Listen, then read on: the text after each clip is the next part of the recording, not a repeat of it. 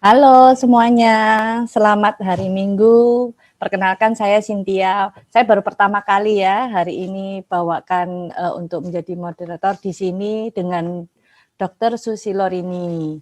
Ya, hari ini kita hari Minggu biasanya waktu istirahat ya, tapi kali ini kita Minggu gunakan kesempatan kita untuk belajar dengan dokter kesayangan kita, Dr. Susi yang beliau udah banyak banget ilmunya, juga penelitian-penelitian beliau yang luar biasa, bahkan sempat ya dok ya, menang penghargaan sampai ke Turki ya dok ya, kemarin ya.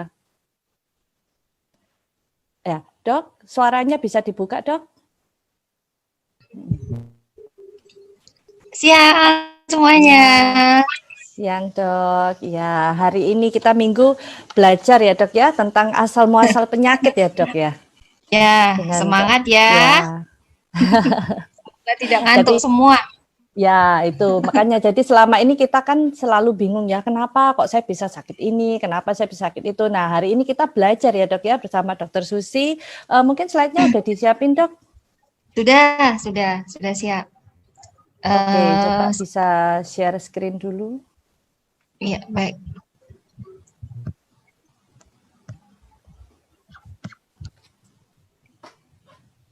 Untuk perkenalan ini, Dokter Susi ini posisi di Semarang ya, saudara-saudara. Jadi Bapak Ibu sekalian kalau mungkin kepingin mau belajar sesuatu atau tanya apa dengan Dokter Susi ini di Semarang ya dok ya? Posisinya ya, di Semarang. Ya. Nah, hari ini tema kita adalah bagaimana mencegah penyakit dengan menjaga keseimbangan mikroflora dan sistem imun tubuh kita. Nah, jadi kalau imun tubuh kita baik, otomatis kita jauh ya bisa mencegah dengan penyakit yang timbul dalam tubuh kita. Bahkan acara ini ke Dr. Susi Lorini. Silakan dimulai, Dok. Terima kasih. Selamat siang semuanya. Assalamualaikum warahmatullahi wabarakatuh. Salam sejahtera bagi kita semua. Baik, hari ini siang-siang ngantuk-ngantuk, tapi semoga tidak ngantuk ya. Jadi kita hari gak serius. Kita akan belajar tentang mengenali diri kita sendiri sebetulnya ini ya, karena selama ini mungkin yang kita dengar maupun kita baca bahkan di dalam textbook kedokteran itu belum begitu familiar juga bahwa ternyata ada yang namanya akar masalah dari semua penyakit itu adalah yang namanya dysbiosis ya. Jadi kalau dulu menurut teori yang sudah mendarah daging dan menjadi dogma di dalam dunia kedokteran, penyakit itu misalnya penyakit bakteri atau virus gitu ya, oleh satu bakteri dan satu virus, harus satu bakteri atau satu virus. Ternyata sekarang penelitian membuka ternyata ada banyak virus dan banyak bakteri ada dalam tubuh kita, yang artinya bahwa sebetulnya penyakit itu tidak terjadi dari satu virus atau satu bakteri saja ya, akan tetapi karena perubahan ekosistem dalam tubuh yang disebut dysbiosis. Nah, kita akan ikuti satu persatu ya. Jadi kita kenali dulu diri kita bahwa kita ternyata adalah ekosistem yang berjalan ya. Mengapa kita disebut sebagai ekosistem yang berjalan? Karena tubuh kita ini terdiri atas banyak sekali mikroorganisme ya, baik itu bakteri, virus, fungi ya, dan kita ini sangat dipengaruhi oleh lingkungan kita ya, dipengaruhi oleh tanah yang kita sentuh, dipengaruhi oleh makanan yang kita makan, udara yang kita hirup ya, tumbuh-tumbuhan di sekitar kita. Jadi banyak sekali hal-hal yang mempengaruhi kita. Nah, bakteri itu ada berbagai macam bentuk. Secara sifatnya interaksinya dengan manusia ada 3 macam bakteri yang disebut. Yang pertama adalah simbion. Simbion ini ibaratnya orang yang sangat baik ya, teman, sahabat, orang yang sangat baik dan dia tidak akan berbuat jahat kan ya. Nah, lalu patobion. Patobion itu dia ada di sekitar kita ya, tapi dia punya potensi untuk berbuat jahat pada kita. Akan tapi kalau yang yang di sekitarnya baik ya, kemudian yang baik ini juga mempunyai kekuatan yang banyak untuk mempengaruhi yang patobion ini justru bisa jadi baik gitu ya. Nah, lalu yang ketiga adalah amfibion. Amfibion itu ibaratnya orang munafik ya, di mana dia bisa jadi baik, bisa juga jadi jahat ya. Dan terkadang kita anggap dia baik gitu ya. Nah, bakteri ini ada macam-macam bentuk ya, ada yang kokus, ada yang basil, ada yang berbentuk koma dan lain-lain, dan dia mempunyai kemampuan adaptasi hidup di berbagai habitat. Ya. Dan bakteri ini ada yang bisa menyebabkan patogen, penyakit ya, berarti bakteri yang bersifat patogen. Nah, lalu ternyata manusia juga mempunyai virus di dalam tubuhnya ya. Misalnya nih di saluran napas ya, di saluran napas ada yang namanya Epstein-Barr virus, dulu dianggap sebagai virus yang sangat jahat yang bisa menyebabkan kita menderita kanker nasofaring ya, kanker pada tenggorokan ya. Lalu pada saluran yang menghubungkan antara mulut dengan saluran napas ya, yang namanya nasofaring. Nah, di situ ada yang namanya virus yang sekarang ini baru jadi trending topik yang masih menjadi misteri dan menyebabkan pandemi COVID ya, yaitu coronavirus. Nah, di dalam tubuh kita ini banyak sekali strain coronavirus dan sudah ditemukan sebelum SARS-CoV-2 ini ada beberapa human coronavirus yang menimbulkan penyakit. Nah, lalu di saluran cerna yang paling banyak. Di saluran cerna ini kita menjumpai banyak sekali virus yang juga bisa menyebabkan penyakit ya. Dan makanan yang kita makan itu juga membawa virus yang mempengaruhi ekosistem virus dalam saluran cerna kita. Nah, selain bakteri virus selain bakteri tadi dan virus ada juga fungi ya. Fungi ini jamur ya. Contohnya kalau kita ingin tahu itu Candida. Candida itu penyebab keputihan pada wanita ya biasanya ya. Jadi Candida itu sebetulnya juga merupakan bagian dari jamur yang memang dia hidup di dalam tubuh kita. Nah, sekali lagi kalau kita bicara ekosistem ya, walaupun di sana ada, misalnya di hutan ya, di sana ada singa, ada ular ya, kemudian ada rusa. Nah, walaupun semuanya itu ada yang karnivor dan dia bersifat berbahaya bagi manusia, akan tetapi ekosistem ini tetap harus ada ya, dan mereka punya aturan tersendiri, rantai makanan yang tersendiri, dan kalau ekosistem ini masih murni dan tidak terganggu, maka sebetulnya manusianya tidak akan terpengaruh dan tidak akan dimakan oleh singa, akan diserang oleh ular ya, walaupun potensi singa dan ular itu menyerang manusia itu mungkin saja gitu ya. Nah, jadi sekarang sudah ada konsep sehat dan sakit yang mulai bergeser ya, di mana paradigmanya itu sudah memandang mikroekologi manusia ya, di mana yang sehat itu bukan hanya didefinisikan ya oleh host, kemudian lingkungan dan faktor-faktor yang lain, misalnya agent begitu ya, akan tetapi ternyata kehidupan yang sehat itu terbentuk oleh beberapa faktor seperti mikrobiota ini ya, dan juga kesehatan usus yang terutama. Mengapa nanti kesehatan usus sangat penting di sini ya? Kemudian juga kesehatan otak, karena kesehatan pada usus ini akan mempengaruhi otak kita ya. Jadi ada sebuah quote yang mengatakan bahwa gut is your second brain ya. Kenapa sampai disebut gut sebagai the second brain itu ternyata bahwa apa yang terjadi pada usus dia akan mempengaruhi otak, dan usus ini kesehatannya dipengaruhi oleh mikrobiota ya. Jadi kalau ekosistem mikrobiota ini rusak, maka usus akan rusak, dan semuanya ini kalau sampai rusak ya akan mempengaruhi kehidupan kita. Nah, mikrobiota ini dianggap sehat kalau dia proporsinya itu seimbang ya. Proporsinya seimbang antara tadi ada 3 macam bakteri tadi ya, kalau bakteri ya. Jadi yang baru dipetakan sampai selesai itu bakteri, virus, kemudian fungi ya, belum lagi parasit, itu belum bisa dipetakan secara lengkap ya. Jadi dari komposisinya, kemudian proporsinya, dan juga perilakunya ya, perilakunya. Jadi patobion itu kalau dia bisa dikendalikan oleh simbion, maka patobion itu tidak akan berbahaya, ya. Dia tidak akan menimbulkan penyakit. Nah, psikobiotik namanya, perilaku dari bakteri itu. Nah, lalu keseimbangan pada usus ya, keseimbangan pada usus itu kesehatannya dilihat dari strukturnya ya, struktur dari mukosanya, kemampuan dia mencerna makanan, kemudian sistem imun yang ada di situ dan yang namanya sistem neuroendokrin ya, yang dia memproduksi zat-zat yang memancarkan sinyal sampai ke seluruh tubuh dan ke otak terutama ya, karena dia memproduksi sinyal-sinyal yang mempengaruhi saraf dan juga hormon ya.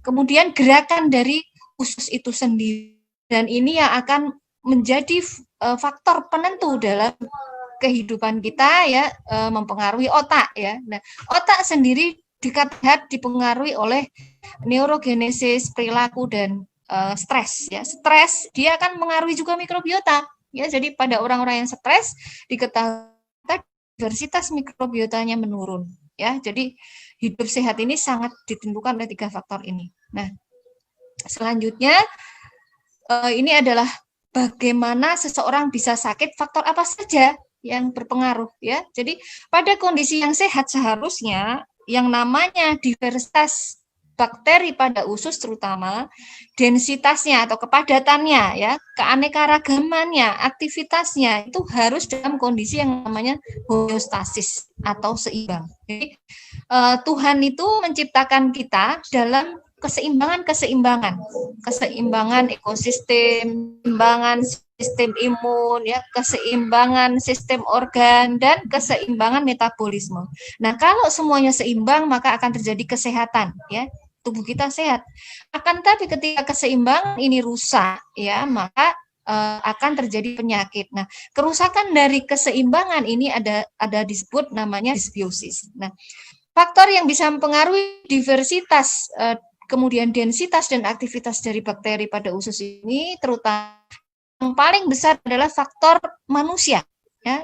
Faktor manusia ini dipengaruhi oleh umur ya, kemudian dipengaruhi oleh genetik ya, stres tadi, kemudian proses fisiologis dalam tubuh kita, struktur anatomi dan fisiologis dari terutama saluran cerna ya. Umur misalnya, semakin tua seseorang maka keanekaragaman sistem imunnya akan semakin rendah kembali ke seperti kita masih anak-anak. Anak-anak sampai 2 tahun diversitas ekosistemnya juga masih rendah. Maka pada kondisi 2 tahun ini adalah fase yang sangat-sangat kritis dalam perkembangan ekosistem manusia ya. Kemudian genetik contohnya apa? Genetik contohnya kemampuan seseorang untuk memproduksi antibodi. Ada orang-orang tertentu yang tidak bisa memproduksi antibodi, kemudian dia tidak bisa memetabolisme zat-zat yang toksik ya, misalnya dia tidak bisa metabolisme metana ya, kemudian tidak bisa memetabolisme triptofan misalnya ya. Jadi ada orang-orang yang dia mempunyai kelainan genetik tertentu yang menyebabkan mereka lebih mudah menjadi sakit. Akan tetapi genetik juga menimbulkan peran yang besar pada kekebalan seseorang melalui yang namanya resistensi genetik, di mana orang tertentu diberi kekebalan terhadap misalnya virus HIV, ya. Kemudian pada infeksi plasmodium, ya, plasmodium malaria ya, yang menyebabkan malaria. Nah, jadi sebetulnya faktor genetik ini sangat bermacam-macam, dia bisa mempengaruhi kerentanan maupun Nah, lalu faktor eksternal ini di sini ada makanan yang kita makan ya, terutama makanan yang kaya serat, yaitu yang disebut prebiotik. Prebiotik ini adalah makanan yang dia dibutuhkan oleh bakteri baik ya untuk tumbuh. Nah, lalu probiotik itu tadi komposisi bakteri baik ya. Penggunaan antibiotik ya, penyakit yang kita derita, kemudian gaya hidup kita ya, dan juga lingkungan kita. Kita tinggal di daerah yang polusinya tinggi, misalnya di kota ya, tentu akan berbeda dengan di desa atau di hutan yang misalnya belum terjamah oleh manusia ya. Nah, lanjut. Nah, tadi kita bicara tentang mengapa usus ya. Mengapa usus itu faktor yang sangat penting ya? Karena usus itu adalah ekosistem yang terbesar. Mengapa disebut ekosistem yang terbesar? Karena di sana ada sekitar 500 sampai 2000 ya bakteri ya, dan di sana kalau dihitung itu ada sampai 1000 sampai 40.000 spesies dan 1.800 genera ya. Dan genom itu seluruh susunan gen ya dari bakteri itu 150 kali lebih banyak dari gen kita sendiri. Ya, artinya sebetulnya kita ini bisa disebut sebagai mikrobiota berjalan ya, bakteri berjalan ya. Nah, karena itu maka mikrobiom ini dianggap sebagai satu organ tersendiri, yang beratnya bisa mencapai 1 sampai 2 kilogram ya. Karena dia terdiri atas 100 triliun ya individu. Karena itu maka benarlah kata Hippocrates ya. Siapa Hippocrates itu? Hippocrates itu adalah bapak kedokteran modern. Ya, di mana dia menyebutkan bahwa semua penyakit itu berasal dari usus ya. Maka dia juga menyebutkan supaya kita menggunakan makanan kita sebagai obat ya. Ada satu quote yang terkenal dari Hippocrates, let your food tie your medicine ya, itu ya. Jadi mengapa usus ini jadi salah satu faktor terpenting. Nah, ini ya. Jadi di usus kita ini ada 2000 spesies, kemudian di situ beratnya 1 sampai 2 kilogram. Dan yang menarik, antar individu itu tidak ada yang sama ya. Jadi walaupun kita kembar ya, tetap tidak sama. Jadi kita masing-masing punya unik mikrobiom ya, walaupun kita kembar. Dan kalau komposisinya berubah, maka bisa menyebabkan berbagai macam penyakit ya. Dan hal ini disebut disbiosis ya.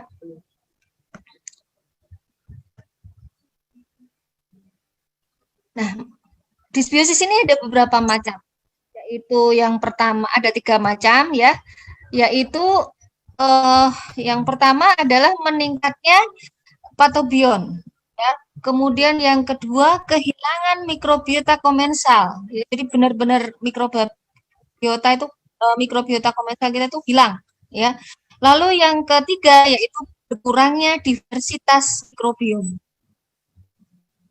Jadi keanekaragamannya berkurang. Nah, penyebabnya apa saja? Penyebabnya bisa karena infeksi ya, peradangan, lalu makanan tidak sehat yang kurang serat ya. Kemudian xenobiotik itu racun ya, bisa dari obat, bisa dari pengawet, bisa dari zat aditif yang masuk ke dalam makanan kita yang sama makanan itu ya. Jadi makanan-makanan yang mengandung banyak sekali warna, pengawet ya. Lalu higien dan sanitasi. Jadi kalau kita terlalu higienis ya, kita apa-apa menganggap kita harus steril gitu ya. Akhirnya setiap hari kalau habis apapun kita menggunakan alkohol untuk membersihkan tangan kita gitu ya. Karena terlalu sering, malah justru hal itu bisa memicu terjadinya disbiosis ya. Lalu genetik tadi ya. Genetik itu yaitu tadi karena tubuh kita misalnya punya kelainan genetik yang menyebabkan akhirnya mikroba komensal itu diversitasnya menurun ya. Kemudian juga kelainan genetik yang menyebabkan sel-sel imun kita ini responnya berubah terhadap mikroba komensal. Nah, kondisi yang menyebabkan kita sakit disebut disbiosis tadi terjadi melalui pengeluaran zat-zat yang bersifat racun ya, yang dikeluarkan oleh bakteri tadi. Misalnya di sini ada TMAO ya, kemudian butirat ya, nanti saya sebutkan ya. Ini bisa menyebabkan penyakit pada otak. Pada otak di sini ada stres, autis ya, kemudian penyakit autoimun yang menyerang ya, misalnya multiple sclerosis ya, pada paru-paru bisa menyebabkan asma, pada hati bisa menyebabkan penyakit perlemakan, bisa menyebabkan, kemudian pada jaringan lemak bisa menyebabkan ya. Kemudian pada usus bisa menyebabkan peradangan kronik yang disebut inflammatory bowel disease ya. Kemudian colic disease ya. Dan lalu juga pada penyakit yang menyerang pankreas atau efek sistemik ya, contohnya pada diabetes ya, kemudian penyakit aterosklerosis dan rheumatoid arthritis. Nah, bagaimana usus bisa rusak dan menyebabkan banyak penyakit ya? Nah, di sini karena rusaknya permeabilitas dari usus. Ya, jadi keruh pada mukosa namanya dinding usus ini. Dinding usus ini namanya mukosa. Ini akan menyebabkan permeabilitas usus ini meningkat ya. Permeabilitas itu kemampuan zat itu melalui usus ya. Misalnya di sini ya, di sini gambarannya kan dia harus rapat begini di antar sel, dia harus rapat ya.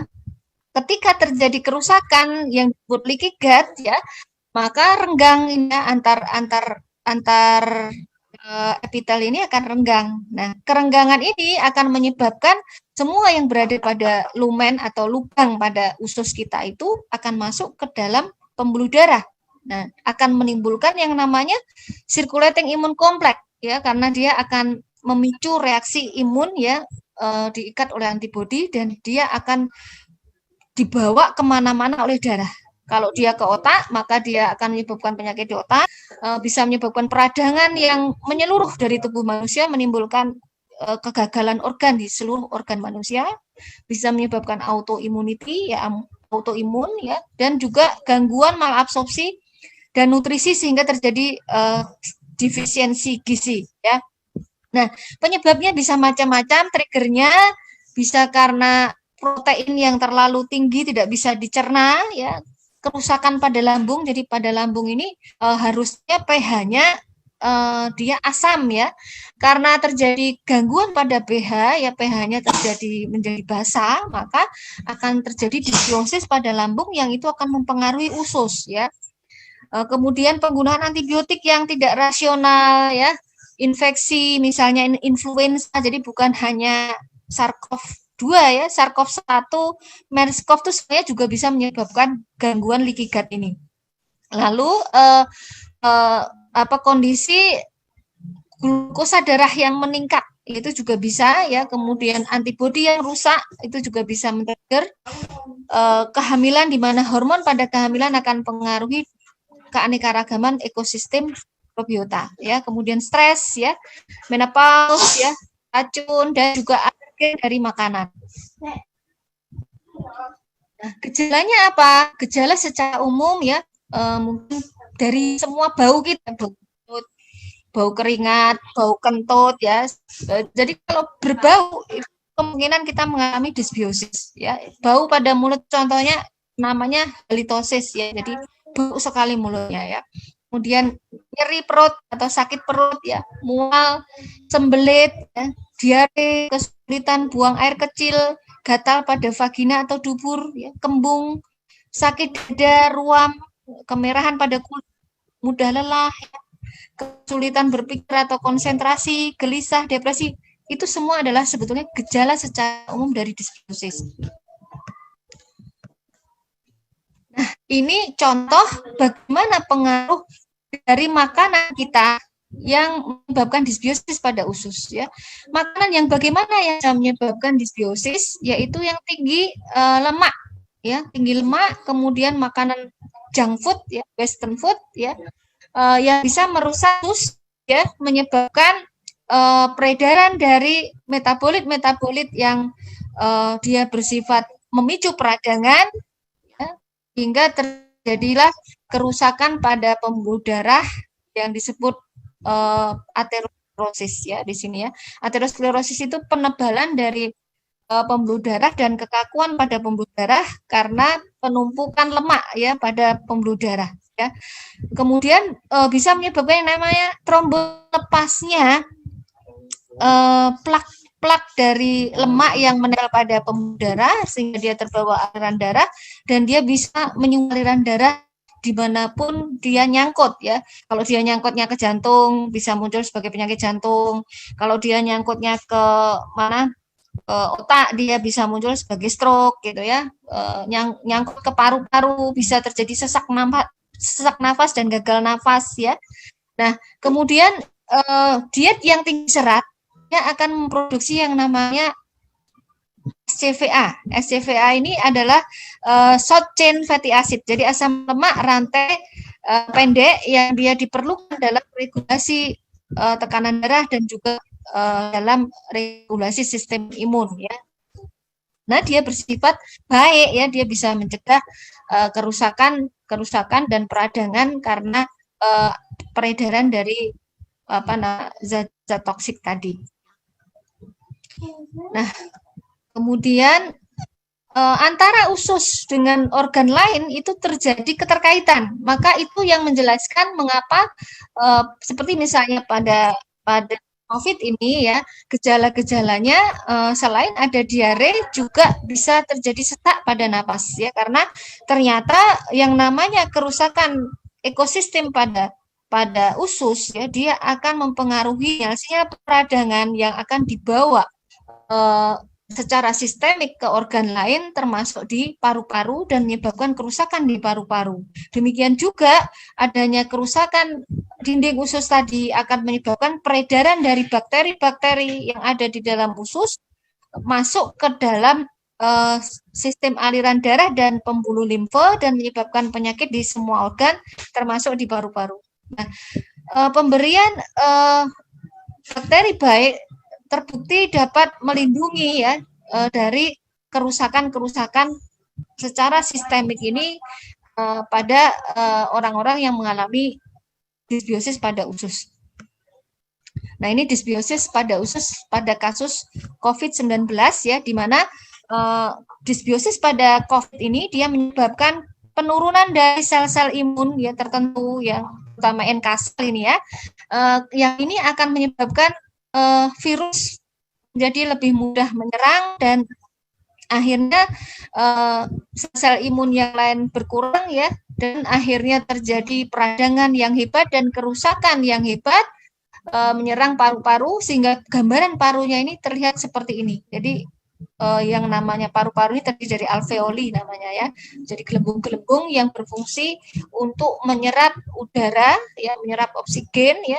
Yang kalau dia mengalami kerusakan maka di situ akan terjadi jaringan parut yang berlebihan ya, sehingga paru-parunya akan menjadi padat.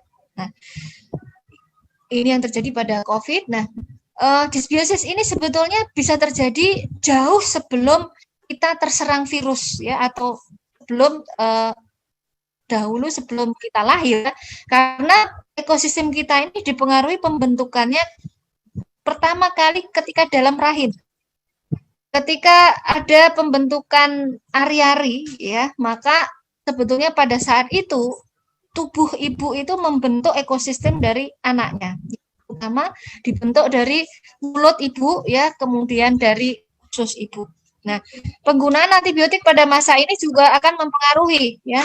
Kemudian pada saat menyusui, seorang ibu yang menyusui makanya tidak boleh sembarangan memakan obat ya, antibiotik terutama ya, dan juga dia harus sangat menjaga pola hidup ya, kemudian pola makannya ya, karena akan mempengaruhi air susunya. Selain itu, kalau anak itu tidak disusui juga akan mempengaruhi sistem imunnya ya, karena itu tadi 2 tahun itu adalah masa penting untuk perkembangan ekosistem dan juga untuk perkembangan sistem imun.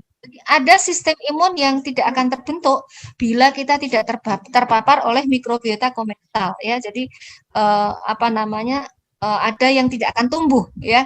Nah, ini akan menentukan kesehatan anak itu bukan hanya pada saat dia anak-anak, bahkan sampai dia nanti dewasa ya. Bisa terjadi chronic disease ya, seperti penyakit jantung, kegemukan, diabetes, alergi ya. Nah, ini gambaran bagaimana mikrobiota pada anak itu sangat dipengaruhi oleh ibunya.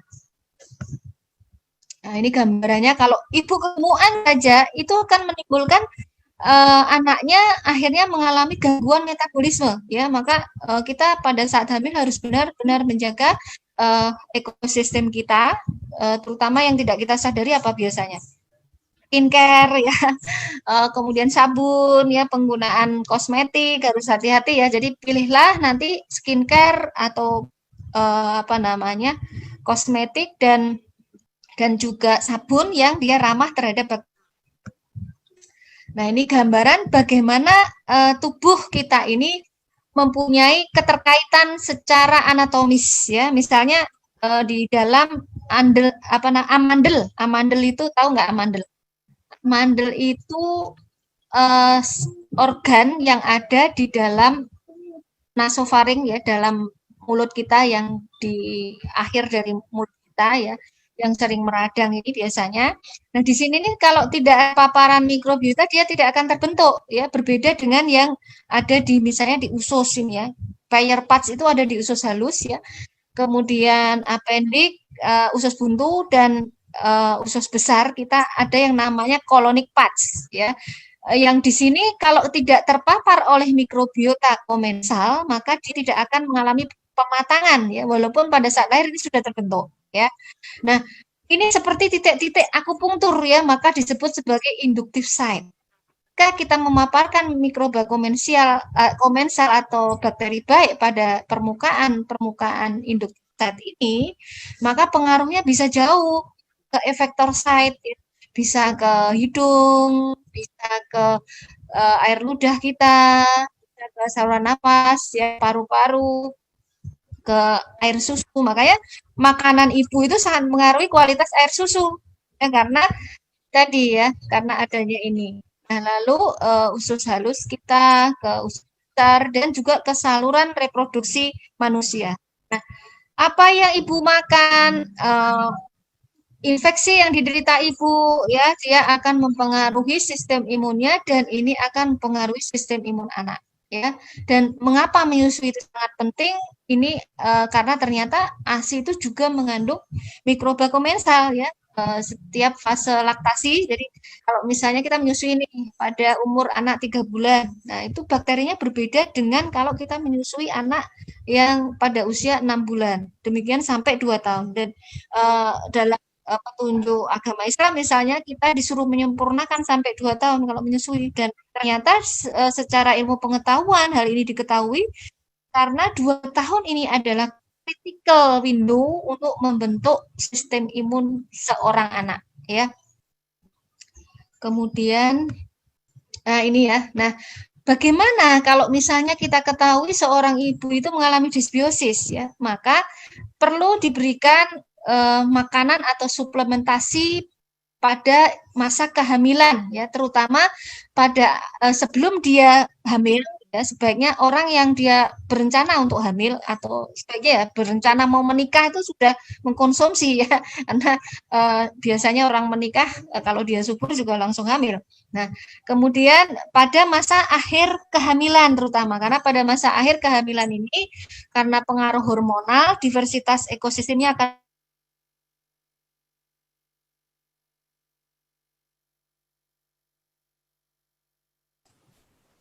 Ya, Dok? Atau cuman saya aja ini suara dokter tiba-tiba hilang?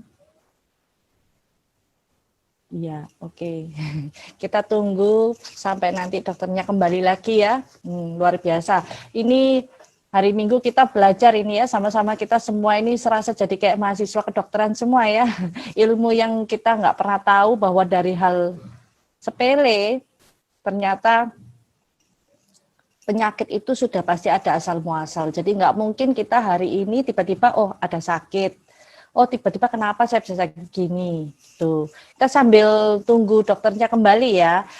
Nah, tadi kalau misalnya ada pertanyaan boleh tulis, nanti di akhir acara saya akan tanyakan kepada Dokter Susi gitu.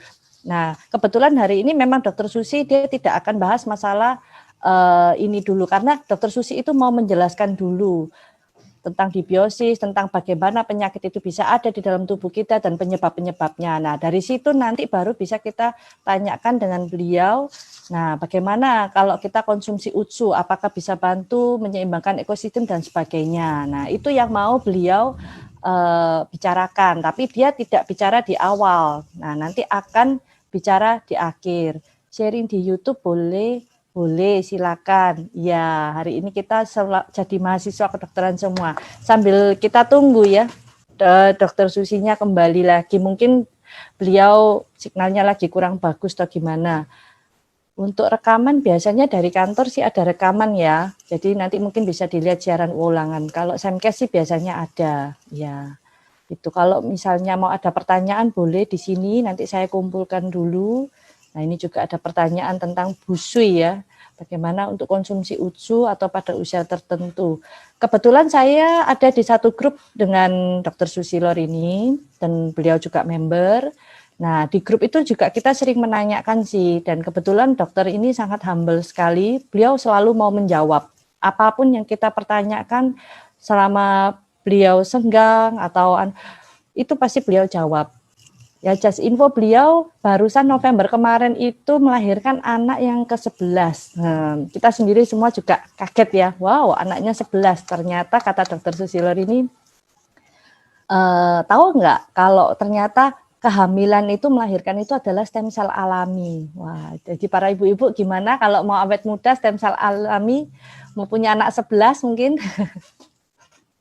Iya, iya betul 11 dan gitu. Untuk HP Dr. Susilor ini nanti mungkin saya akan tanyakan private ke beliau ya, karena beliau juga aktivitasnya sibuk banget.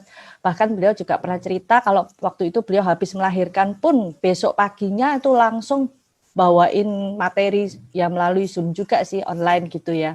Dia bawakan presentasi juga. Wah, luar biasa lah pokoknya dokter ini. Dan juga tadi beberapa hari ini saya juga sempat ngobrol sama beliau, ternyata beliau ini juga banyak mendampingi orang dengan penderita kanker terutama. Jadi beliau ini membantu mendiagnosa awal itu kanker apa. Nah, itu beliau yang awal-awal mendiagnosa. Nah, kemudian dia bilang jumpa baktinya dia, jadi dia juga mendampingi. Bahkan dia tadi ada singgung juga mengenai dia ada membuat rumah tinggal ya untuk pasien kanker. Tapi saya nggak tahu ya, saya nggak berani bilang lebih jelas lagi gimana.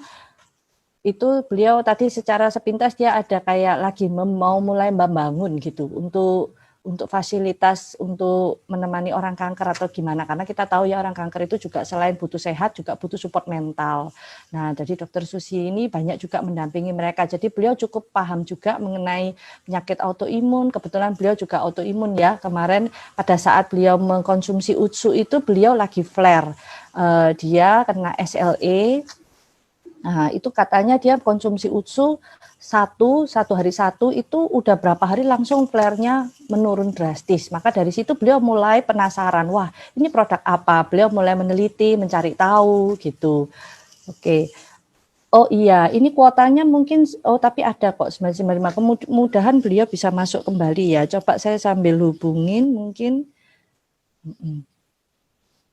Mungkin siapa ini ya? Pak Angga bisa bantu hubungi Dokter Susi mungkin. Ya, boleh. Saya sudah share nomornya. Dokter Susi udah kembali? Iya, kalau ada yang bilang, iya Dokter Susi udah kembali? Belum sih, belum masuk. Oh, belum. Kalau ada yang bilang, wah Dokter Susi anaknya 11, kurang 1, 12. Nah, itu sudah dijawab juga sama beliau. 11 itu adalah anak yang dia lahirkan dan dia punya 1 anak susuan. Nah, jadi pas 12. Kita nggak bisa suruh dia nambah lagi, saudara. Dan beliau juga masih muda banget ya, nggak kelihatan kalau dia barusan melahirkan loh November ini. Jadi anaknya itu masih sekitar 2 bulanan ya. Usia masih 2 bulanan. Tolong tanyain untuk penderita kusta. Oke, saya akan pertanyaannya nanti coba saya tanyakan ya kalau misalnya beliau udah kembali. Tadi masih ada pertanyaan mengenai busui juga. Tuh. Ya, ada Dokter Endang Purwaningsi, ya sama-sama di Semarang ya Bu ya. Mungkin bisa Bu nanti kontekan. Beliau tuh sangat humble sekali. Dokter Susi ini di grup pun dia nggak lelah ya, maksudnya kadang pertanyaan dari teman-teman Konnichiwa juga beliau bantu satu persatu. Ya bersyukurlah saya berada satu grup dengan beliau ya. Beliau juga, saya juga nggak nyangka sih, jadi beliau juga bukan orang yang sembarangan konsumsi produk atau ikut produk A, B, C ya. Dia juga pernah bilang, saya sebelum konsumsi ini saya juga teliti dulu kok, saya juga cari tahu dulu apa ini isinya, apa komposisinya. Nah, Dokter Susi sudah kembali. Dok, nanti siap-siap juga ya dok ya, pertanyaan yang berhubungan dengan AFC juga, bagaimana produk AFC ini bisa membantu dengan tadi dibiosis ini, keseimbangan ekosistem di usus ya dok ya. Ini dokternya udah kembali. Udah kembali. Tolong cara penggunaan produk AFC untuk autoimun arthritis. Oke, nanti kita akan tanyakan. Saya akan tampung dulu pertanyaannya. Dokter Susi udah kembali ya Pak Angga? Udah, cuman sebentar saya kayak belum unmute suara. Sudah. Oke, ya dok. Nanti ini dikasih kesempatan juga rekan-rekan AFC di sini juga mereka Bertanya, setelah mereka melihat tadi penjelasan Dokter Susi, wah ternyata usus ini berperan penting banget ya dalam tubuh dan ternyata penyebabnya juga banyak. Nah, terus dengan konsumsi utsu ini atau subarasi, nah gimana? Terus juga tadi yang mengenai busui tadi itu apakah aman juga kita konsumsi? Nah, mereka juga pingin tahu juga ya dok ya kaitannya penyakit ini.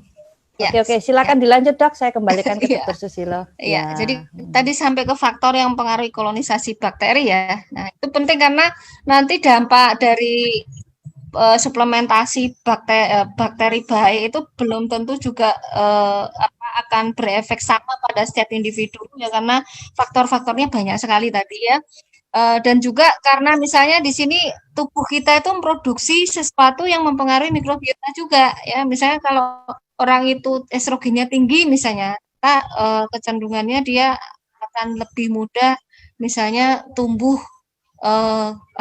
jamur kandida ya, bisa terjadi keputihan, kemudian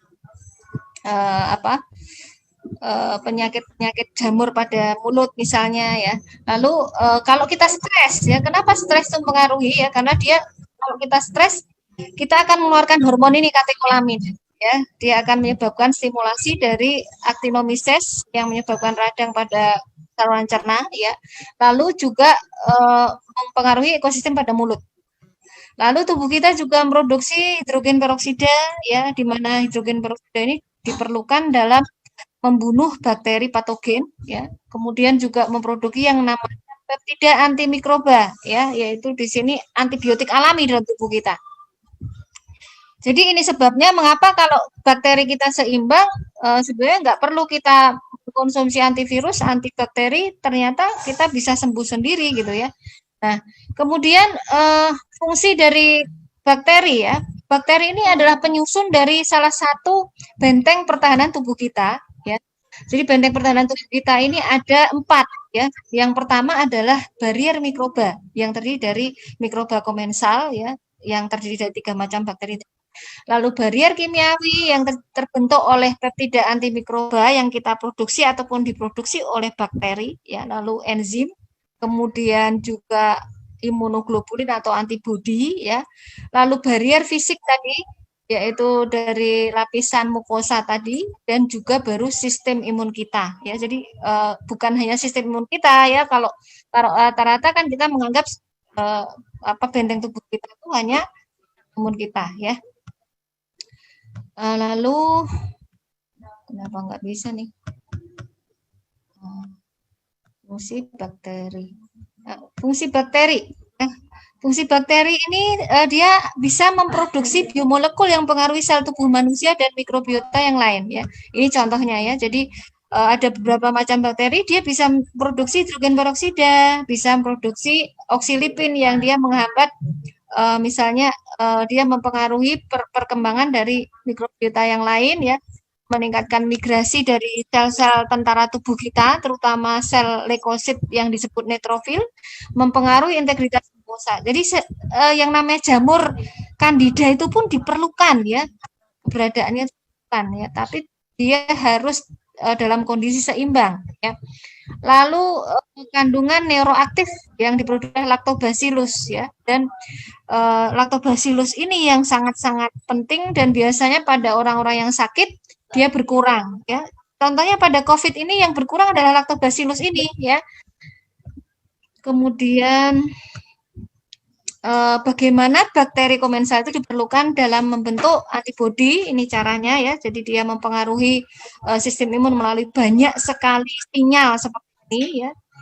Kemudian bagaimana dia bersifat antivirus. Nah, ini mengapa sekarang ini penggunaan probiotik untuk pengobatan COVID ini sudah banyak diteliti ya, karena suplemen-suplemen probiotik ini ternyata diketahui kalau dia menggunakan bakteri Lactobacillus tadi ya, yang namanya misalnya Lactobacillus, dan yang sering dipakai adalah Bifidobacterium longum ya, seperti di Austria ya. Di Austria itu mereka menggunakan kombinasi dari multispesies bakteri, yaitu Bifidobacterium dan Enterococcus ya, di mana diketahui Bifidobacterium longum ini dia akan produksi antivirus yang namanya plantasirin, dan dia bisa memblok reseptor terhadap virus SARS-CoV-2 ya. Kemudian ternyata pada penyakit paru ya, yang mengalami disbiosis pada usus ya, ketika diberikan probiotik, maka dia akan mampu menyembuhkan jaringan paru yang rusak karena infeksi dari bakteri dan virus ya. Kemudian, nah ini juga pada penggunaan pada produksi vaksin, ada beberapa vaksin yang dikembangkan berasal dari probiotik, yaitu ini yang mereknya Simvivo ini ya. Kalau mau ngecek bisa di sini www.biorender ini ya. Jadi Simvivo kalau bisa disediakan ini, dia dibutuhkan ini ya, itu jadi penyimpanan yang dingin ini diberikan melalui hidung atau dihirup atau diminum.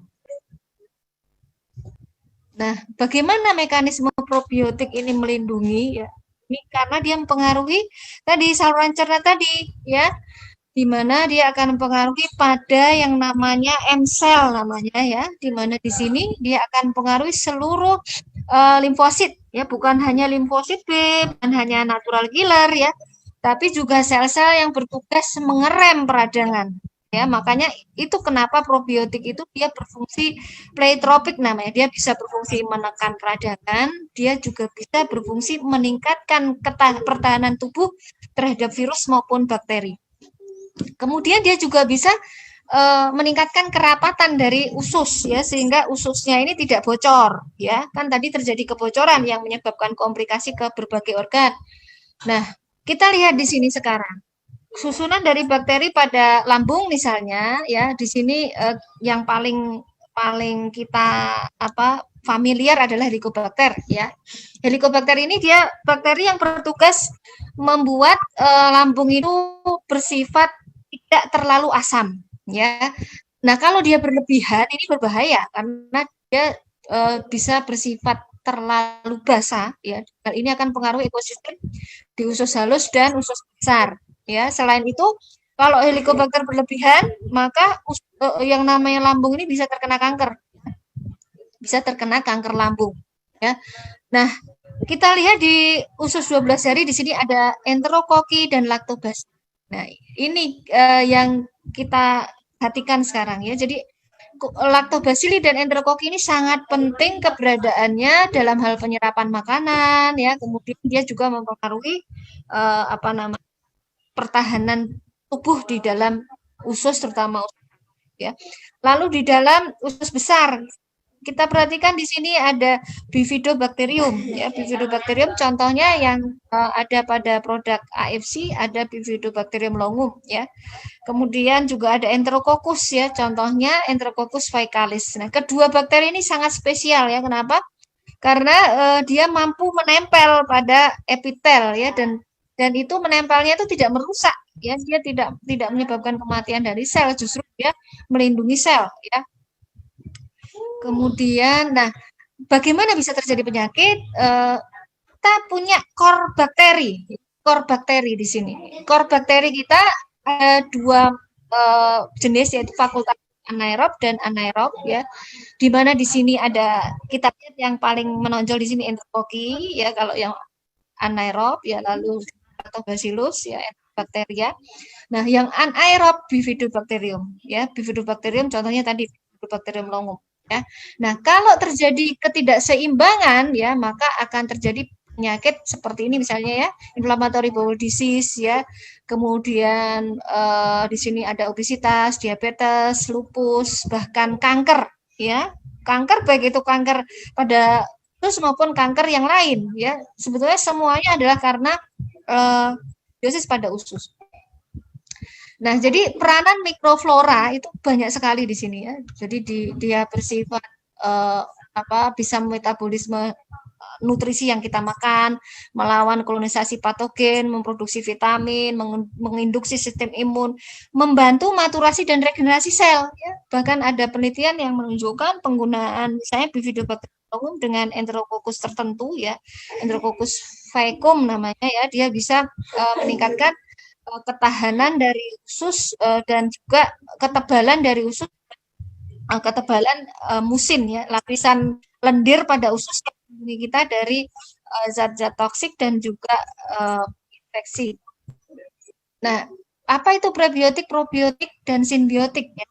Ini kalau prebiotik itu isinya hanya bakteri, ya, bakteri baik. Dia bisa bersifat unispesies, akan satu spesies, ya, lactobacillus saja atau bifidobacterium saja, begitu, ya. Bisa ada atau ada yang multispecifikor tadi, ya. Jadi yang dia gunakan adalah bifidobacterium longum, spesies, ya, multium, fokus, ya, lactobacillus, begitu, ya. Nah, lalu prebiotik. Prebiotik ini adalah serat yang dibutuhkan oleh bakteri untuk hidup, ya. Misalnya inulokin, ya. Nah, campuran antara keduanya itu disebut simbiotik. Nah, seperti ini adalah simbiotik, bukan probiotik saja, tapi simbiotik. Simbiotik lebih bagus daripada hanya probiotik saja. Nah, ini contoh lactobacillus, ya, ada biotiknya lactobacillus di sini, ya. Ya, bifidobacterium, kemudian saja lactobacillus makanan, ya. Misalnya kalau yang lactobacillus di sini kita jumpai pada tempe, pada tahu, pada kefir, pada tape, dan aplikasi modern bisa dibuat untuk berbagai macam produk, ya. Misalnya bukan hanya makanan atau suplemen, ya, akan tapi juga untuk kosmetik, ya, sabun, bumbu dapur, ya, mie, kecap, herbal, ya, vaksin tadi, ya, pupuk, ya, hand sanitizer, bahkan pengharum ruangan, ya. Sekarang sudah mulai banyak produk yang menggunakan bakteri baik.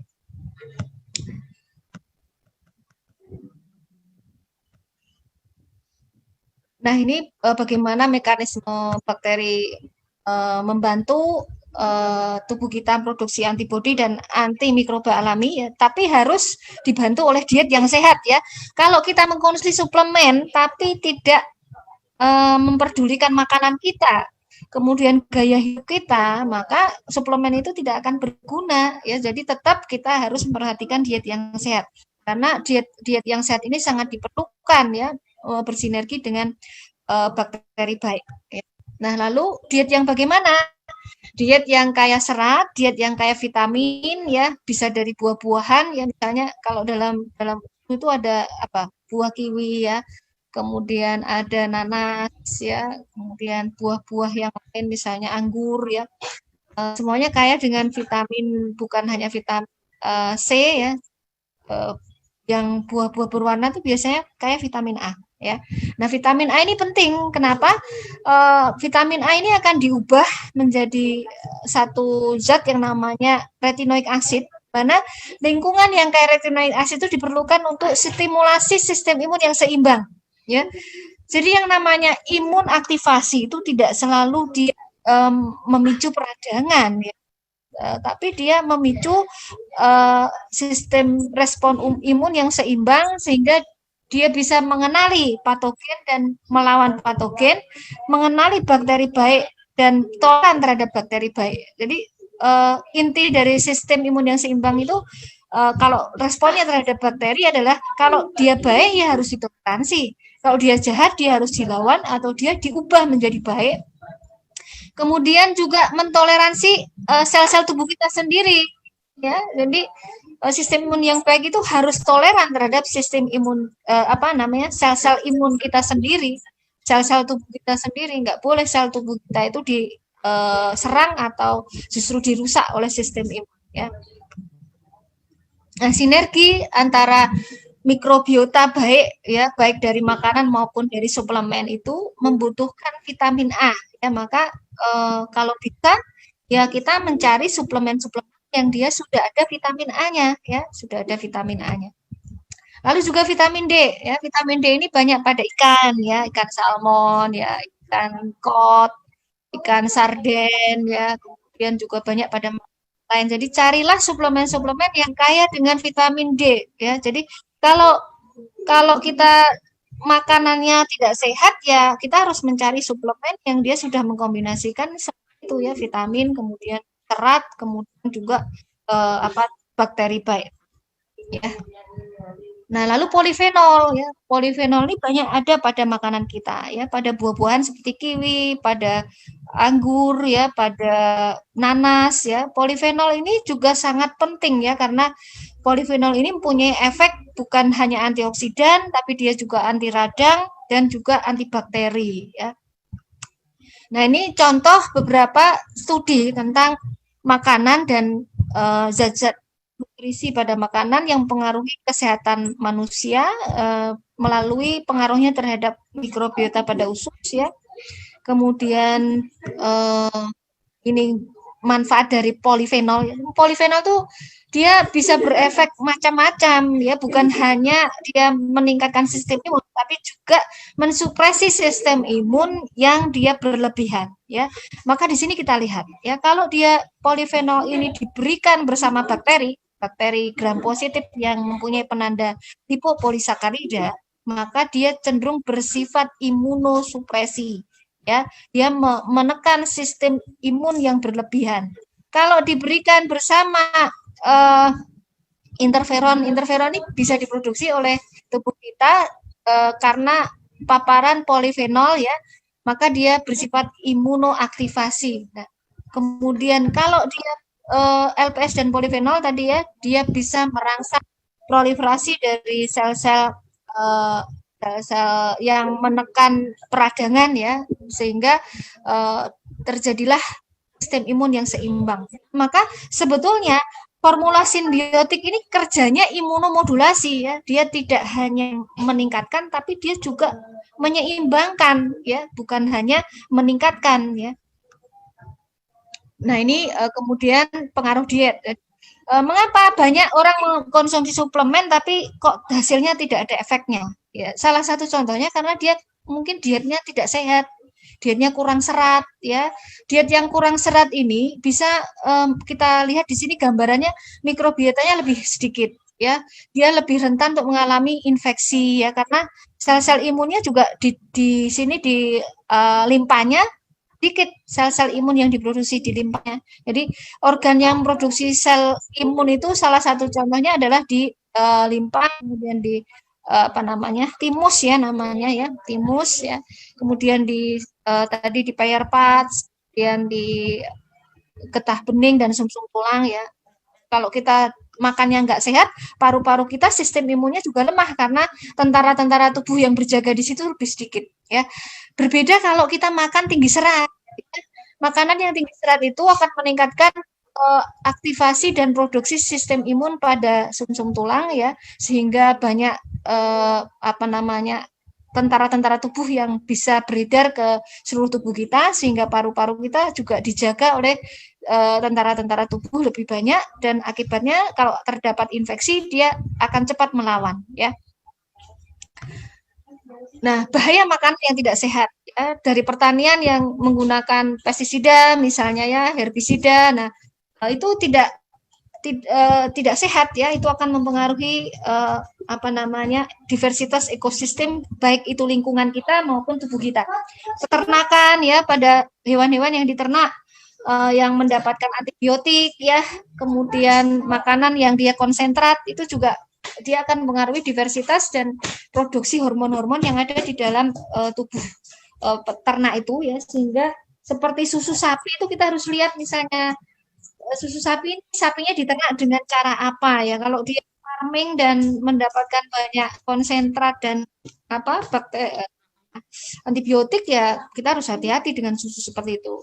Lalu sumber air ya, kemudian juga pengolahan makanannya, penggunaan misalnya zat adif, pengemasan makanan menggunakan foam ya, plastik, lamin, itu juga akan mempengaruhi. Kemudian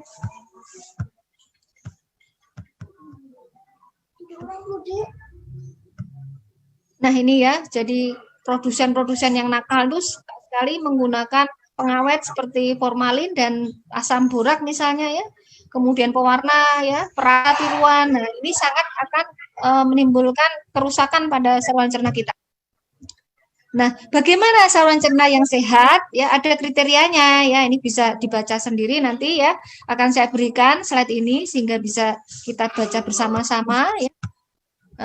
Lalu bagaimana kita tahu apa saluran cerna kita sehat? Nah, dengan melakukan beberapa tes kita bisa mengetahui ya.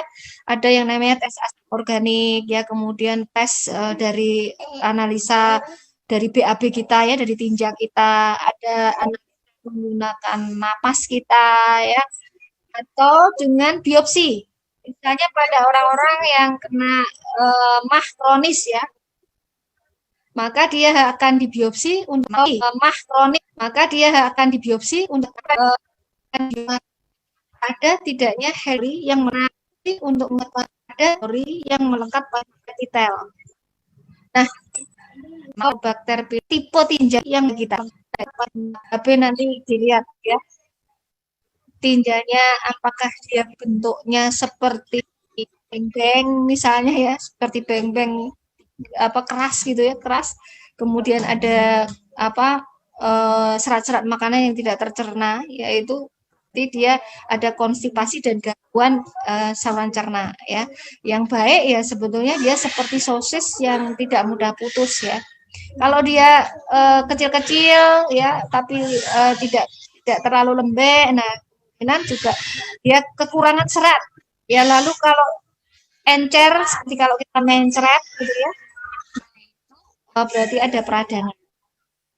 Dari sekarang kita perhatikan nanti kalau kita BAB ya, perhatikan kloset masing-masing, jangan langsung di flash. Kemudian juga bau kentut ya, bau kentut kita kalau busuk itu sudah menunjukkan kalau terjadi tuberkulosis yang parah ya. Ini contoh studi-studi ya pada COVID nih ya. Jadi pada COVID itu ternyata juga ususnya yang kena sebenarnya ya. Dan ternyata sekarang banyak negara yang melakukan studi menggunakan probiotik ya. Jadi untuk mengatasi COVID itu. Jadi di Austria itu justru malah pakai probiotik yang menggunakan Bifidobacterium longum ya.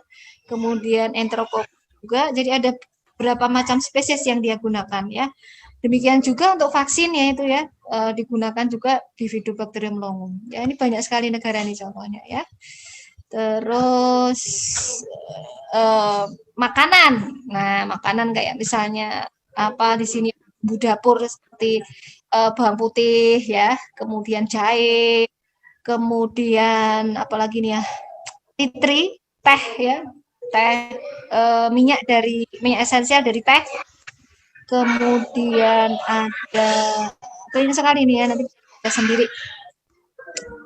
Jadi inti dari jaga kesehatan adalah sayangi mikroba komensal dengan pola hidup sehat, konsumsi makanan atau suplemen probiotik yang karenanya usus kita akan menjadi sehat ya, dan mereka sesungguhnya akan menjadi tentara yang akan menjaga tubuh kita. bukan hanya infeksi loh ya, termasuk tumor ya, masuk tumor ya. Jadi seperti tumor itu kalau sistem imun kita baik, sistem imun kita ada yang namanya natural killer. Nah, natural killer ini adalah tentara khusus ya, ibaratnya tentara apa ya, kalau tentara Densus 88 bukan ya. Pokoknya tentara khusus yang punya senjata yang sangat luar biasa, dia mampu melubangi sel tumor ya, kemudian membom sel tumor itu sehingga sel itu akan mati ya. Jadi itu sampai di sini saja. Kita lanjutkan dengan diskusi ya. Terima kasih. Saya kembalikan waktunya lagi, Cynthia. Ya, Dok, terima kasih. Wow, penjelasannya ini benar-benar detail ya, sampai juga menampung pertanyaan dari rekan-rekan AFC. Luar biasa. Tanpa dokter menyinggung tentang UTSU atau SUBA, bagi orang yang sudah teredukasi dari UTSU SUBA sendiri langsung bisa menghubungkan ya, kayak saya tadi ya, begitu dokter singgung masalah bakteri Bifidum lohum itu saya langsung itu ada di UTSU. Kayak dokter pada saat bilang kita butuh kiwi, nanas apa, nah itu semua kan adalah bagian ingredient dari UTSU ya Dok ya. Nah, ini ada yang pertanyaan utama ya Dok ya, ini yang viral ini pertanyaannya, dan tadi saya baik rekan-rekan juga banyak yang masuk di WhatsApp saya, juga tanya baik melalui Facebook ataupun melalui Zoom. Banyak yang tanya mengenai, tadi terakhir dokter juga bilang masalah tumor dan cancer ya Dok ya. Nah, ini ada yang nanya mengenai yang IGF-1, kalau nggak salah ya bahasanya IGF-1 ya Dok ya. Nah, kalau mereka, nah itu ada yang nanya nih Dok, apakah aman mengkonsumsi UTSU atau SUBA pada saat mereka itu kan dicurigai bisa meningkatkan IGF-1 tuh Dok. Nah, itu gimana Dok penjelasannya Dok? Iya, jadi makanan kita, semua makanan kita, kalau dia mengandung kolesterol, mengandung karbohidrat, dia diserap oleh dimetabolisme oleh tubuh gitu ya, bisa memproduksi IGF-1 ya, termasuk misalnya ayam yang kita makan, gula yang kita konsumsi, gorengan ya. Jadi kalau itu misalnya berlebihan ya, kemudian tidak diimbangi dengan misalnya diet yang sehat tadi, kaya serat, tidak ada bakteri tadi ya, tentu hal itu akan menimbulkan masalah ya kan, pada orang-orang yang terutama dia punya cacat genetik. Kan tiap orang itu bagaimana dia sakit, terutama faktor dari host yang mempengaruhi itu banyak ya. Jadi ada faktor genetiknya, kemudian ada pola makan, pola hidup. Nah, orang-orang yang menderita kanker ini sangat sensitif terhadap IGF karena dia biasanya punya kelainan genetik di mana reseptor dari tubuhnya itu ada namanya sel yang menangkap IGF itu lebih banyak biasanya ya. Kemudian dia juga punya kecenderungan memproduksi estrogen yang tinggi, karena sebetulnya IGF ini mengapa ditakutkan memicu tumor misalnya, ada kaitannya dengan estrogen ya. IGF ini adalah bahan baku dari estrogen ya. Jadi IGF ini nanti akan juga pertumbuhan melalui reseptor-reseptor pada. Tapi ada bukti penelitian bakteri baik itu dia punya mekanisme lain ya, di mana dia akan menghambat salah satu enzim yang memicu pertumbuhan ya, pertumbuhan dari yang tumor yang tidak normal, kan itu pertumbuhan tidak normal ya kan. Kalau pada orang yang normal ya tidak akan terjadi itu tadi pertumbuhan yang tidak berlebihan. Kalau di sini ada bakterinya, kemudian ada polifenolnya. Polifenol sendiri misalnya, dia punya efek menekan misalnya pertumbuhan yang abnormal melalui beberapa mekanisme ya, bukan hanya dari menekan enzim yang meningkatkan perkembangan tumor ya, namanya enzim tirosin kinase ya. Nah, kemudian menekan bersifat antioksidan, menekan radikal bebas kita, ya. Kemudian juga menekan peradangan berlebihan yang menjadi salah satu kunci dari pertumbuhan tumor. Sebetulnya tumor bisa tumbuh itu kombinasi dari radikal bebas yang banyak dalam tubuh, kemudian sinyal-sinyal pertumbuhan yang berlebihan dalam tubuh karena reseptor yang berlebihan tadi, atau dia terlalu berlebihan dalam produksi hormon, ya. Kemudian adanya peradangan yang kronik, ya, yang sebetulnya kalau kita konsumsi sesuatu yang mengandung polifenol, ditambah bakteri baik, ditambah serat, ya tentunya akan ada mekanisme-mekanisme lain yang ya akan menghambat efek negatif. Jadi misalnya tadi tirosin kinase tadi, ya, dengan memproduksi enzim menghambat sesuatu yang menghambat enzim tirosin kinase, ya, kemudian juga mempengaruhi natural killer, ya. Jadi nggak usah khawatir, ya, walaupun IGF-1 naik karena dia dihambat oleh komponen lain dari suplemen ini, ya, dia menghambat tirosin kinase, kemudian menghambat radikal bebas, dia memicu natural killer, tentunya negatif ini diharapkan tidak akan terjadi. Ya, walaupun tetap kita harus melihat dengan penelitian-penelitian yang menguji, ya, apakah ini punya efek samping atau tidak. Tapi sesuatu bisa diizinkan dipasarkan kalau itu berupa makanan, izinnya pasti sudah melewati uji toksisitas, nggak mungkin tidak melewati uji toksisitas, ya. Apalagi kalau itu dikhawatirkan memicu misalnya hormon, ya. Maka di sini apalagi dia berasal dari stem cell, ya.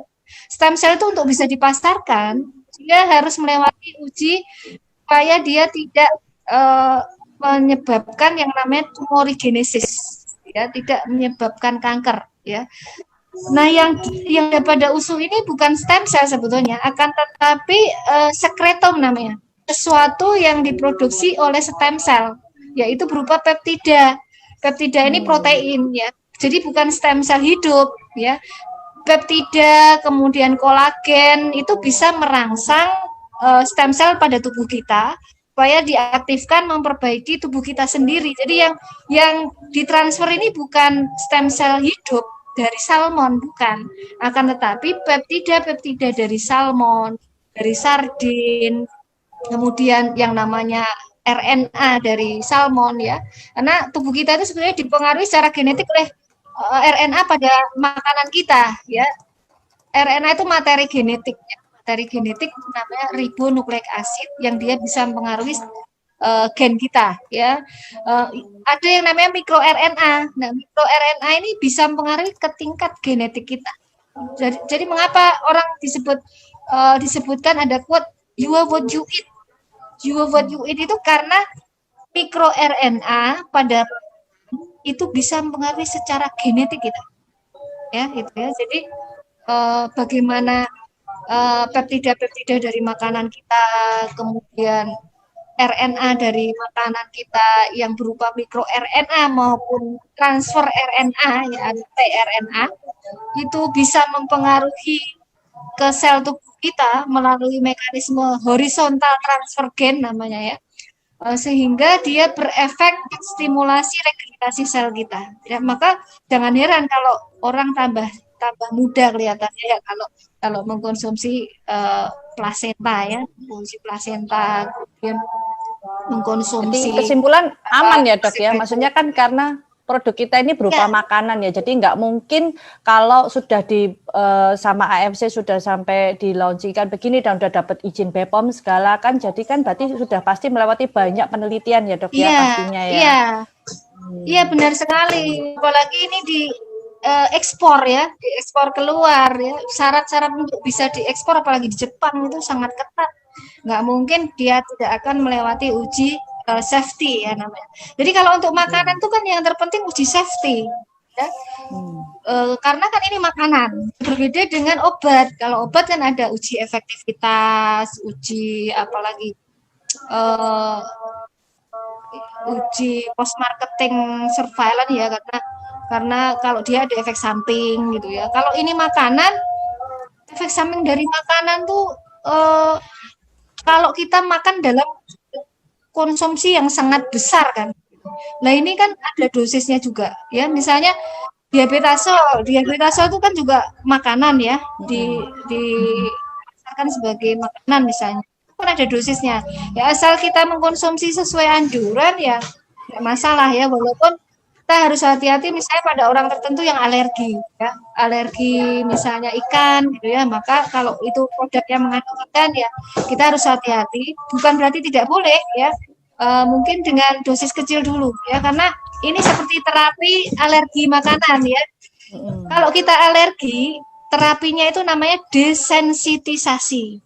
Caranya adalah dengan memaparkan secara pelan-pelan, pelan-pelan ya, Dok, ya. bertahap ya, dengan dosis yang kecil dulu ya. Maka kalau kita mau mencoba kita alergi atau tidak, selain dengan tes alergi ya kita coba di dosis kecil ya, dosis kecil. Coba kalau Utsu kayak contoh setengah saset dulu ya, Dok ya. Kalau memang ada alergi didampingi dengan obat alergi dulu ya, Dok ya. Nanti baru pelan-pelan kalau alerginya udah membaik baru dimulai lagi dari dosis kecil gitu ya, Dok ya. Supaya membiasakan tubuh ini adaptasi dulu gitu ya.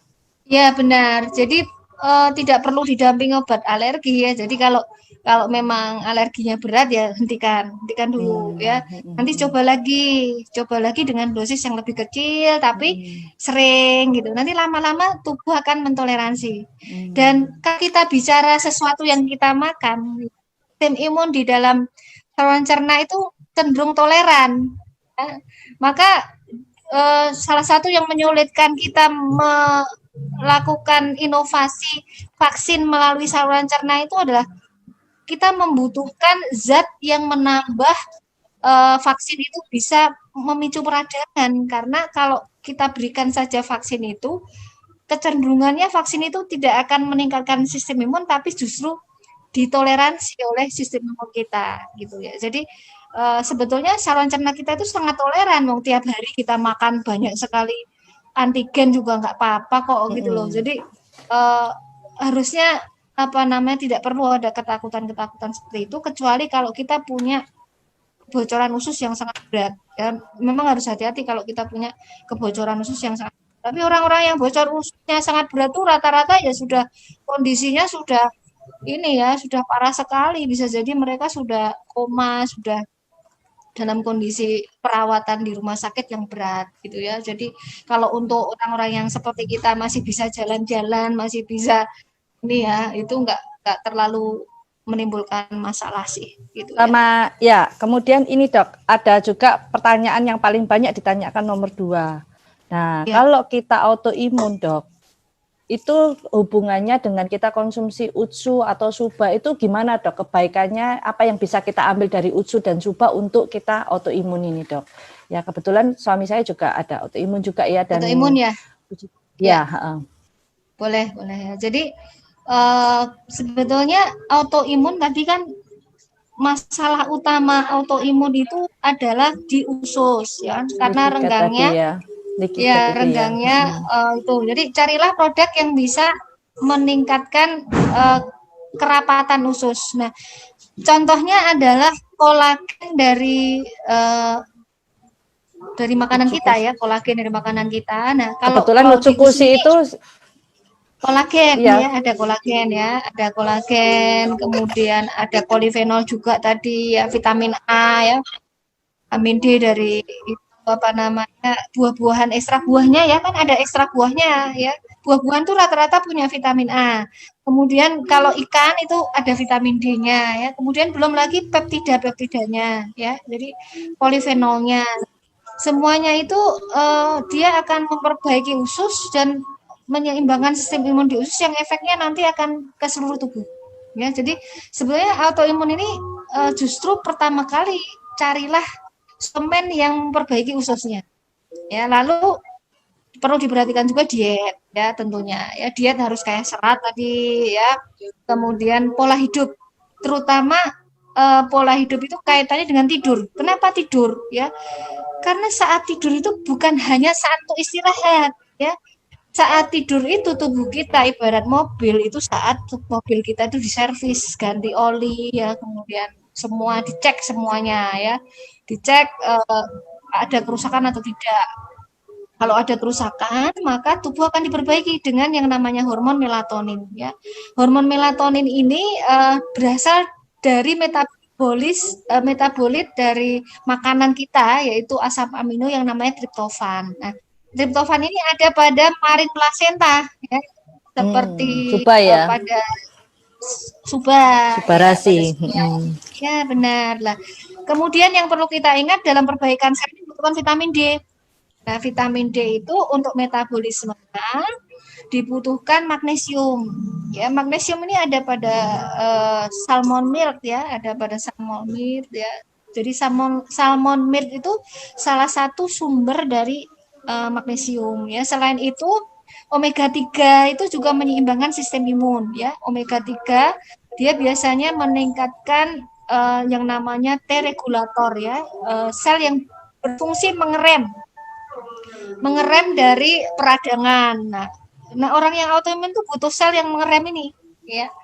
Kemudian bakteri baik itu juga meningkatkan jumlah T regulator ini ya. Jadi sel-sel yang berfungsi mengerem.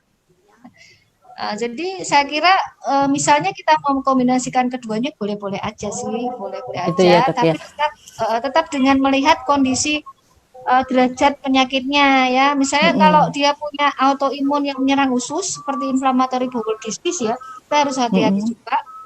Akan tetapi ada bukti memang peradangan pada usus baik dengan pemberian bifidobakterium dan enterococcus saja ya. Artinya kalau di situ ada tambahan polifenol, ada tambahan omega 3, ada kolagennya, insya Allah akan bagus lagi kan. Kalau misalnya kita meneliti ulang ya, formula yang berbeda, yang di situ ada kandungan kolagen, ada kandungan mineral dari salmon milk itu tadi ya, kemudian ada vitamin D-nya juga kan dari salmon kan, gitu. Betul, terus ya. Polifenol tadi kan, polifenol tadi bisa dilihat dia bisa meningkatkan T regulator ya kan. Nah, jadi nggak usah bisa takut. Radang juga tadi ya dok ya. Iya, kan kalau menekan radang ya, biasa kan kalau orang autoimun apalagi rheumatoid arthritis itu kan paling mudah radang ya dok ya. Iya, benar. Apalagi kalau yang seperti lupus ya, seperti saya ini menderita lupus ya, organ-organ yang sudah diserang otomatis diregenerasi. Nah, kalau dalam terapi regeneratif yang digunakan, yang hanya bisa digunakan adalah stem cell ya, stem cell. Akan tapi stem cell manusia sendiri harus dilihat sumbernya. Dia sumbernya dari embryonic stem cell, dari misalnya darah dari tali pusat misalnya, dia akan bersifat embryonic stem cell, maka ada efek samping ya, ada efek samping ke tumorigenesis yang dikatakannya justru memicu kanker ya. Akan tapi kalau dia hanya berupa sekretomnya, ya sekretomnya tentu tidak. Sekretom itu kan dia hanya peptida dan materi genetik ya sebetulnya ya, protein ya, sinyal-sinyal protein, kemudian hormonnya ya, dia tidak akan menimbulkan dampak efek samping seperti kalau kita disuntik dengan stem cell. Dan lagi pemberiannya, kalau pemberiannya itu per oral ya insya Allah tidak akan menimbulkan efek samping ya, kecuali kalau diinjeksi. Oral itu berarti makanan ya dok ya, karena ya, kan dalam bentuk makanan ya. Karena gini dok, banyak yang bilang begini, loh ini kan makanan, ini kan bukan suplemen. Nah itu kan banyak juga pertanyaan orang ya yang mereka takutkan, kok makanan, mereka nggak percaya kalau makanan itu bisa menyembuhkan. Obat. Nah ternyata kita belajar dari Bapak Hippocrates ya, ternyata bahwa makanan itu adalah maksudnya sumber utama malah yang bisa mengobati diri kita sendiri ya dok ya. Jadi dan gini, kaidah dalam kedokteran itu ya, kaidah yang umum itu yang namanya menterapi penyakit, kalau kita bisa menyembuhkan dengan terapi non farmakologis. Terapi non farmakologis itu terapi tanpa obat ya. Maka ya sudah tidak akan dikasih obat ya. Jadi ada tahapannya kan. Jadi pertama kalau dengan terapi non farmakologis dulu sudah baik ya tidak akan diberi obat ya. Tapi kalau ternyata dengan terapi non farmakologis kok dia tidak membaik ya nanti akan ditambahkan obat. Begitu kaidahnya. Jadi tidak selalu terus tanpa melihat derajat penyakit terus semua orang kalau terdeteksi COVID misalnya langsung semua dikasih lah antivirus, antibakteri, setiap orang dianggap sama. Karena tadi manusia itu unik, setiap manusia itu unik ya. Maka tidak bisa satu terapi itu untuk semua orang, tidak bisa ya.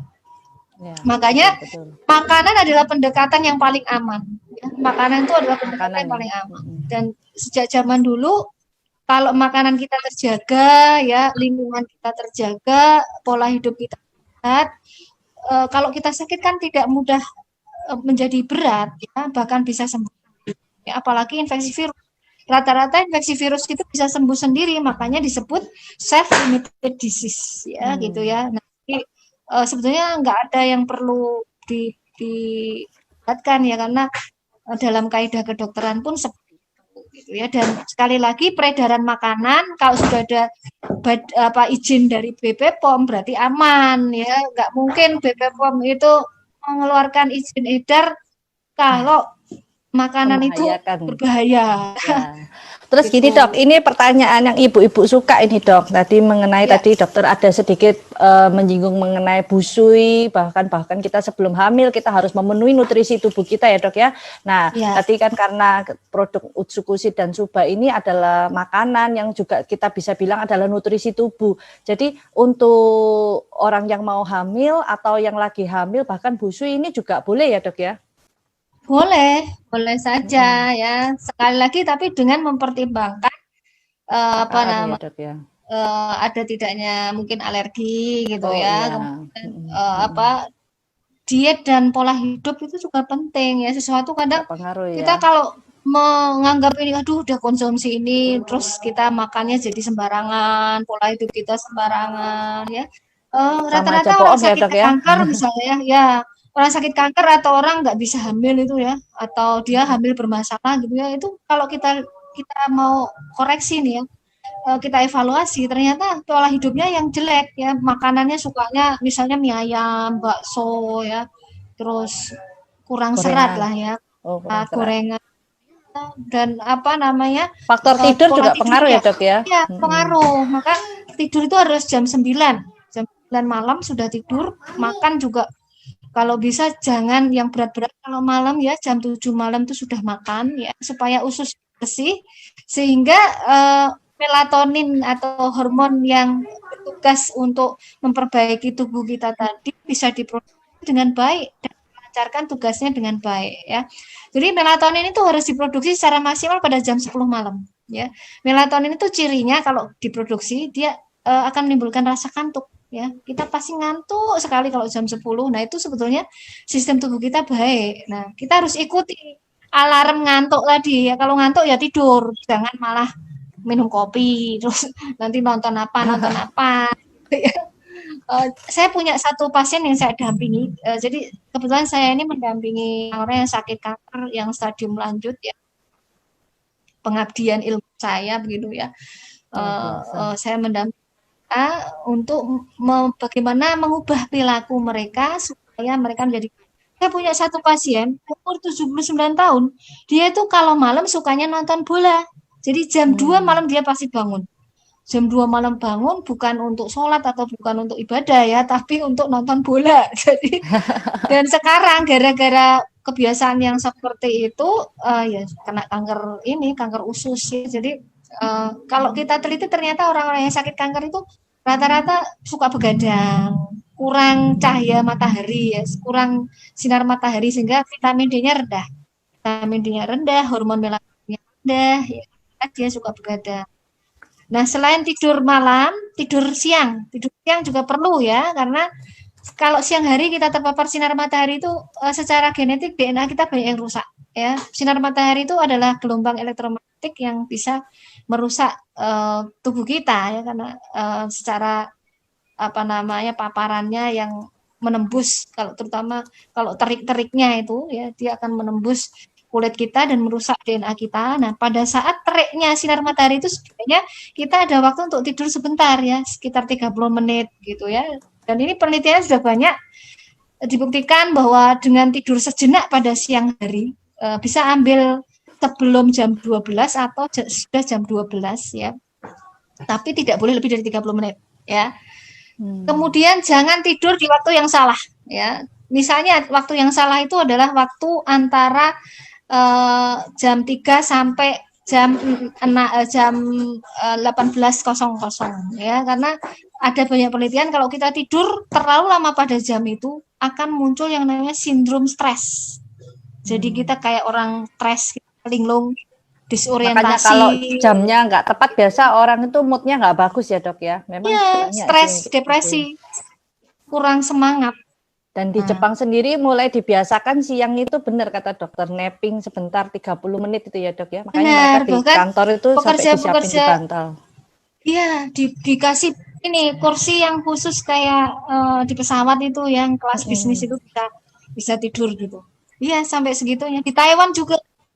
Jadi ini perlu kita terapkan, apalagi sekarang kan work from home ya, work from home, jadi bisalah kita tidur siang ya, gitu ya. Jadi kalau Nah, malam ingat nggak boleh tidur terlalu malam.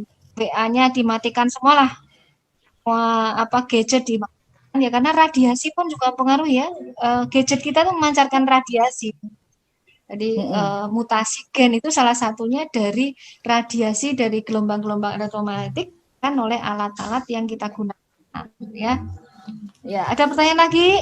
Nah, ini kebetulan kan dokter ini kan lebih mengenal tentang autoimun dan cancer. Jadi makanya saya bawanya ini pembahasan yang lebih ke autoimun. Tadi saya juga udah tanyakan yang tentang cancer yang IGF-1 sudah mudah-mudahan bisa menjawab ya, dan kemudian juga usus tadi. Nah, ini juga ada sedikit pertanyaan, apakah konsumsi ini kan lagi masa pandemi ya dok ya, banyak yang tanya, tadi juga dokter ada singgung bahwa kalau masa COVID ini banyak penelitian juga menggunakan bakteri Bifidum longum tadi ya dok ya. Nah, Ya. berarti kan Utsukushi ini kurang lebih setidaknya juga bisa membantu ya. Kita nggak pernah klaim sebagai obat ya, tapi setidaknya bisa membantu ya, karena kan orang COVID ini juga butuh nutrisi ya dok ya, gitu ya dok ya. Benar ya.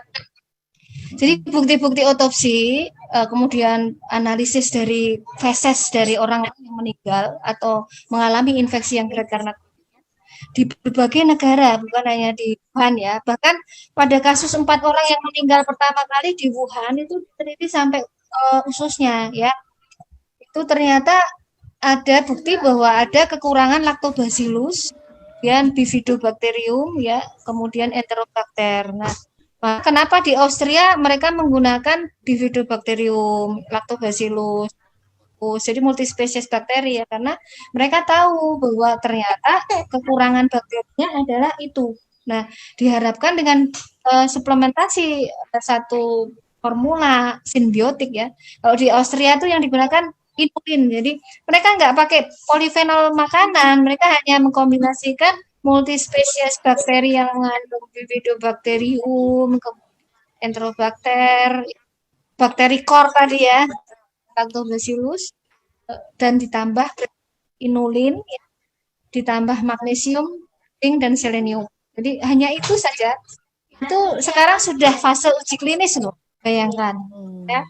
Nah, makanya walaupun belum ada penelitian, kalau kita ternyata ada bukti empiris, apalagi ini makanan yang sudah dikonsumsi orang banyak, ya justru ini baik karena ini akan mengurangi orang yang sakit berat yang harus masuk rumah sakit, dan ini akan menurunkan beban tenaga kesehatan dan fasilitas kesehatan dan pemerintah ya.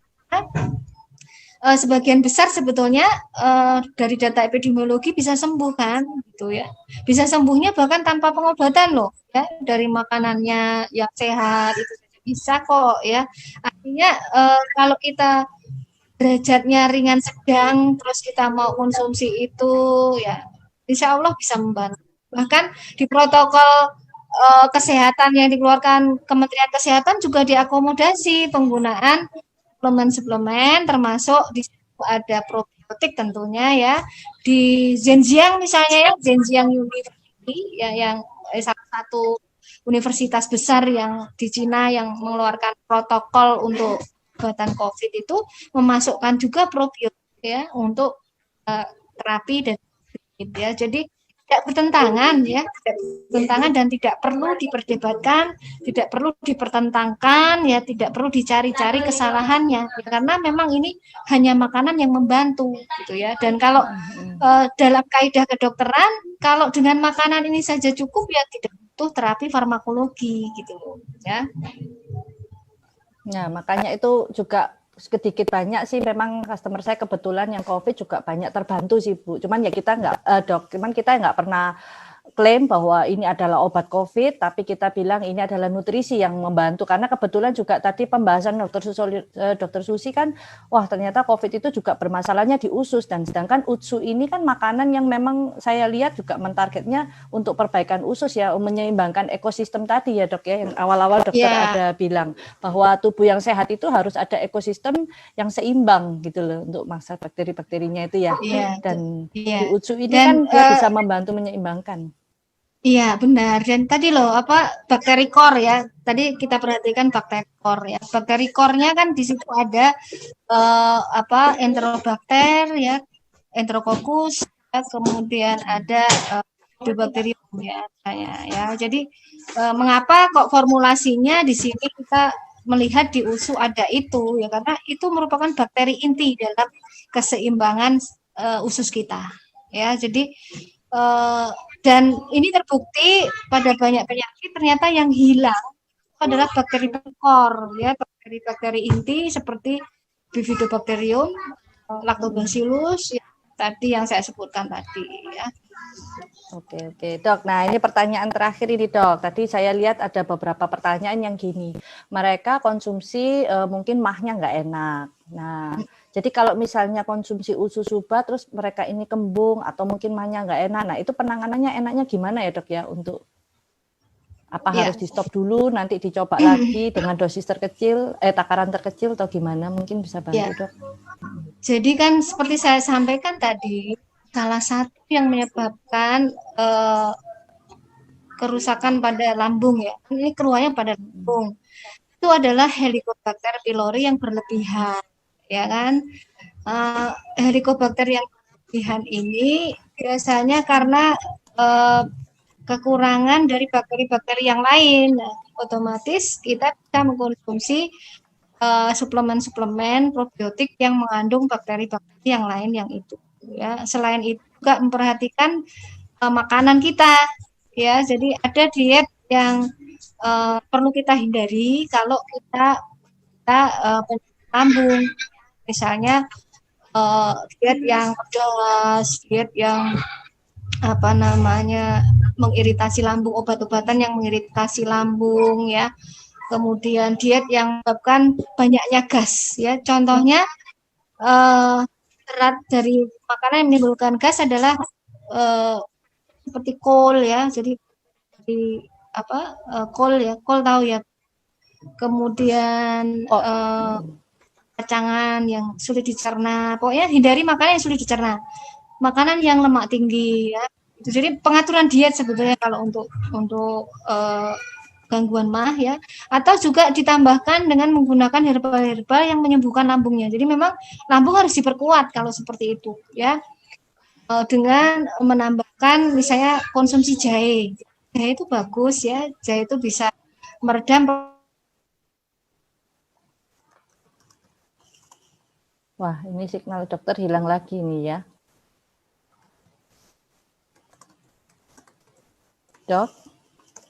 Nah, kebetulan tadi itu pertanyaan terakhir, mudahan bisa menjawab pertanyaan Bapak Ibu di sini banyak banget ya. Saya juga dari WhatsApp juga ada, yang mungkin dari teman-teman di Facebook yang disampaikan ke saya juga, karena kalau pertanyaan kan saya lebih lihatnya di Zoom ya, tapi ternyata di Facebook juga banyak pertanyaan. Nah, ini kebetulan pertanyaan terakhir tadi dengan Dr. Susi.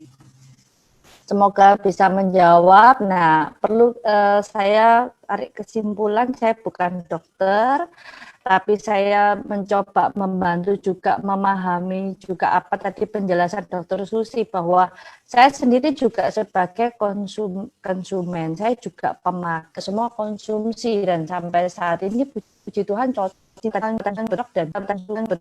banyak perkembangan baik ya bagi tubuh kita. Tapi juga pesan dari Dokter Susi dan juga rekan-rekan dokter yang ada di Konnichiwa Team bahwa kita itu tidak bisa, pola makan kita juga perlu kita jaga.